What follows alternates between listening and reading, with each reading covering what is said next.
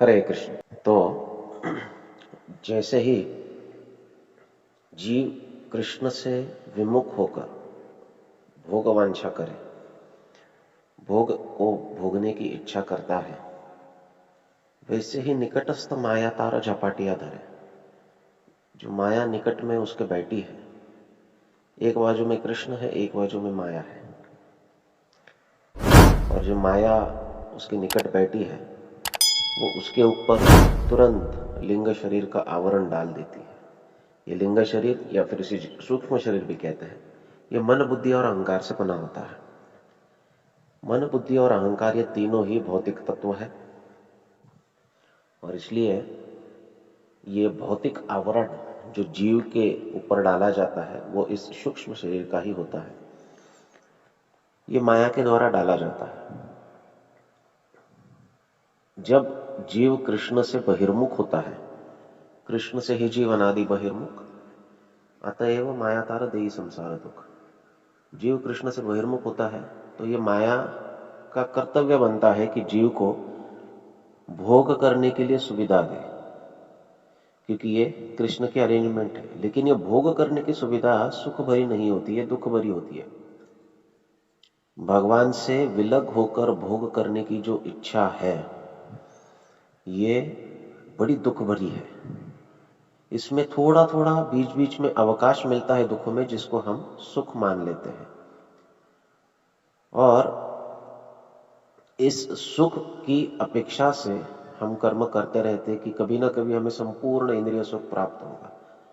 लेकिन इंद्रियों का स्वभाव ऐसा है कि संपूर्ण इंद्रिय सुख कभी प्राप्त नहीं होगा। इंद्रिय पूरी तरह संतुष्ट कभी हो नहीं सकते।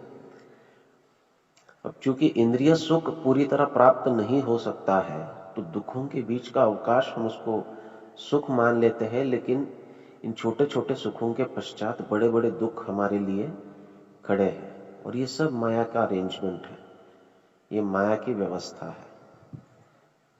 मन, बुद्धि और अहंकार का ये जो सूक्ष्म शरीर है ये और दृढ़ बनते जाता है जैसे जैसे हम भौतिक कर्म करते करते भौतिक कर्मों के बंधन को बढ़ाते जाते। भौतिक कर्मों का बंधन का अर्थ क्या है? जैसे ही हम भौतिक कर्म करते हैं, मन के ऊपर भौतिक संस्कार होते हैं, वैसे ही ये सूक्ष्म शरीर का आवरण और अधिक दृढ़ होते जाता है, और अधिक पक्का बनते जाता है, और अधिक अज्ञान और अविद्या का पगड़ा हमारे ऊपर बढ़ जाता है, और अधिक देहात्म बुद्धि का पगड़ा हमारे ऊपर बढ़ जाता है। तो ये बहुत अधिक प्रकार से दृढ़ता प्राप्त करता है, और फिर इससे निकलना मुश्किल हो जाता है। इसी के विरुद्ध जितना हम भक्तिमय कार्य में जुड़ते हैं, श्रवण, कीर्तन, स्मरण, प्रचार इत्यादि में जुड़ते हैं, तो हमारे मन के ऊपर के जो भौतिक संस्कार है वो कम होते हैं। भौतिक भोग की इच्छा कम होती है। जैसे ही भौतिक भोग की इच्छा कम होती है, वैसे ही सूक्ष्म शरीर का जो आवरण है, इसकी पकड़ जो है वो ढीली पड़ती जाती है। मन का आध्यात्मिकीकरण होता है। आध्यात्मिकीकरण का अर्थ क्या है कि मन भौतिक से आध्यात्मिक नहीं बन जाता है, लेकिन मन के ऊपर के जो भौतिक संस्कार है वो आध्यात्मिक संस्कारों में परिवर्तित होते हैं जितना हम इंद्रियों के द्वारा आध्यात्मिक कार्य करते हैं। जैसे आप देखते हो अम्बरीश महाराज अपने संपूर्ण सभी इंद्रियों के द्वारा सदैव भगवान के कार्य में जुटे रहे। तो जितना हम इंद्रियों के विषयों को भौतिक से आध्यात्मिक में परिवर्तित करेंगे, उतना ही मन के ऊपर के जो संस्कार है वो भौतिक से आध्यात्मिक हो जाएंगे। मन जब पूरी तरह से आध्यात्मिक संस्कारों से रचा पचा हो जाता है तो उसे कहते हैं मन का आध्यात्मिकीकरण होना। बुद्धि में, मन में केवल आध्यात्मिक विचार होते हैं, आध्यात्मिक स्मरण होता है, भगवान का स्मरण होता है, भगवान की सेवा का नियोजन होता है। व्यक्ति हमेशा विचार करता है कैसे मैं गुरु और कृष्ण की सेवा कर पाऊं, और यही विचारों से उसका पूरा अस्तित्व व्याप्त हो जाता है। ये उसके मिथ्या अहंकार को नष्ट कर देता है। मिथ्या अहंकार का अर्थ है शरीर मिथ्या है, जीव सत्य है। मैं शरीर हूं ये मानना, इसी को मिथ्या अहंकार कहते हैं। मैं आत्मा हूं, मैं भगवान का दास हूं, इस उपाधि को लेकर आगे चलना, इसे सत्य अहंकार कहते हैं। मिथ्या अहंकार को नष्ट करके सत्य अहंकार को विकसित करना ये वांछनीय है, ये आवश्यक है। ये सत्य अहंकार जब व्यक्ति का विकसित होता है कि मैं कृष्ण का दास हूं। अब सत्य अहंकार का अर्थ है कि वो उसके अस्तित्व के अनुसार कार्य भी करेगा। मैं कृष्ण का दास हूं तो मेरा कर्तव्य है कृष्ण की सेवा करना। ये विचार उसके हृदय में बहुत दृढ़ बन जाता है।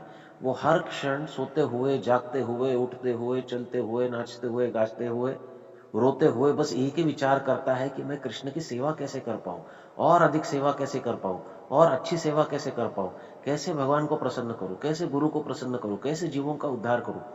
बस यही विचार उसके मन में, उसके बुद्धि में और उसके अहंकार में व्याप्त हो जाते हैं।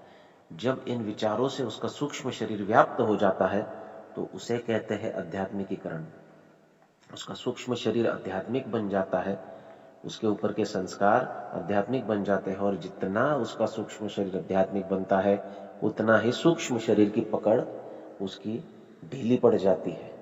सूक्ष्म शरीर की पकड़ ढीली ढीली ढीली होते होते होते होते एक दिन वो पूरी तरह नष्ट हो जाती है, और इसी अवस्था को मुक्ति कहा गया है। मुक्ति और कुछ नहीं है। मुक्ति इस सूक्ष्म शरीर के बंधन से मुक्त होना, या इस सूक्ष्म शरीर के बंधन को ढीला करना है। और इसके लिए केवल और केवल भक्ति ये एक ही कारगर वस्तु है।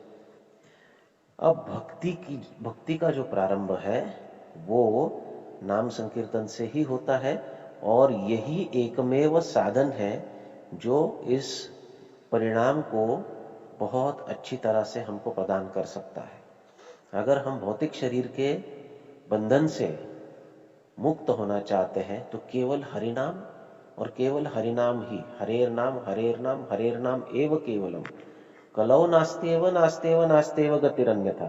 केवल हरिनाम ही हमें इस भौतिक बंधन से, इस सूक्ष्म शरीर के आवरण से मुक्त करा सकता है।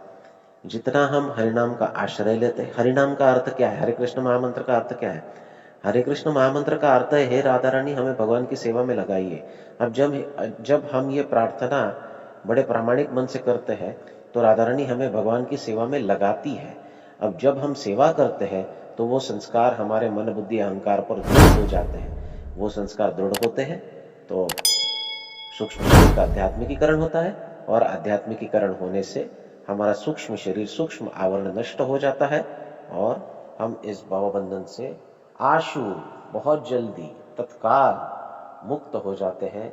यही प्रक्रिया है मुक्ति की, अन्य कुछ नहीं।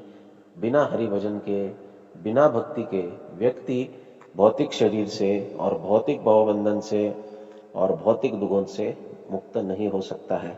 कोई अगर भजन नहीं कर रहा है और सोचता है कि मेरे दुख नष्ट हो जाएंगे, मैं सुखी हो जाऊंगा, तो वो केवल भ्रम में है, वो केवल माया में है। ऐसा हो नहीं सकता है।